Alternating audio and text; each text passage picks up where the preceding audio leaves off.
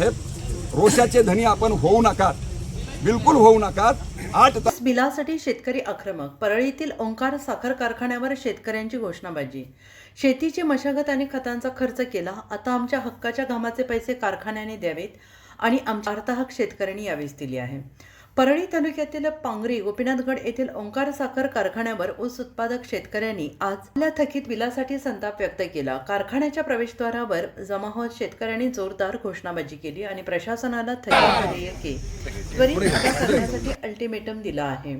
मार्चमध्ये दिलेला ऊस अजूनही बिल मिळेना, याबाबत संतापलेल्या शेतकऱ्यांनी माध्यमांशी बोलताना आपली व्यथा मांडली। एका शेतकऱ्याने सांगितले की माझे सुमारे 245 टन ऊस या कारखान्याला गेला असून ठरलेल्या भावाप्रमाणे 7 लाख रुपयांहून अधिक रक्कम येते, मात्र कारखान्याने अद्याप ती न दिल्याने आमच्या कुटुंबावर उपासमारीची वेळ आलेली आहे।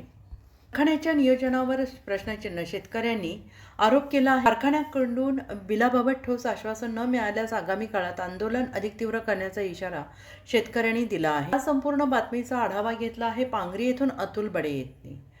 असेच नवनवीन अपडेट्स पाहण्यासाठी आमच्या चॅनेलला सबस्क्राइब आणि बातमीला लाईक आणि शेअर करा। जीव दिला त्या कौडगावच्या फाट्यावर ट्रॅक्टर अंगावर घातलं, ह्या माणसाने तेवढ्या रात्री समोर येऊन ते सगळं बाजूला करून हे केलं। ट्रॅक्टर घालणारे कोण होते? भावकीतलेच। अडविणारे कोण होते? श्रीराम बडे सारखे ना आमच्यासारखे अजय बुरांडे सारखे माणसं। मारणारे कोण होते? भावकीतले। म्हणजे ह्या इथपर्यंतचा प्रकार सगळा होतो बाबांनो, लक्षात ठेवा। आणि म्हणून आमचं विनंती आहे की 8 तारखेला हे यश अपयश कुणाच्या हातामध्ये आहे? आपल्या लढ्याचं आपल्या सगळ्यांच्या हातामध्ये आहे। आपल्या की 8 तारखेला जो इशारा आपण दिलेला आहे, जे आपलं जळतंय ते व्यक्त होण्यासाठीच 8 तारखेचं आंदोलन केवळ आपल्याला तारखेला 1001% आम्ही प्रातिनिधिक स्वरूपात जबाबदारीने बोलतोय। कारखाना बंद करण्यासाठी हे आंदोलन नाही आहे बाबांनो।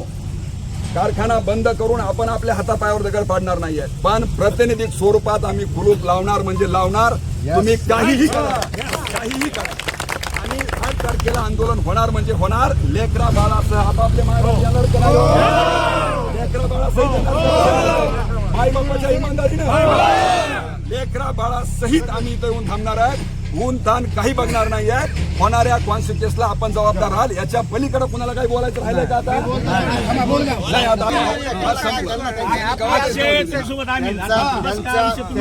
सोशल मीडियाची काय ताकद असते? 15 दिवसाचं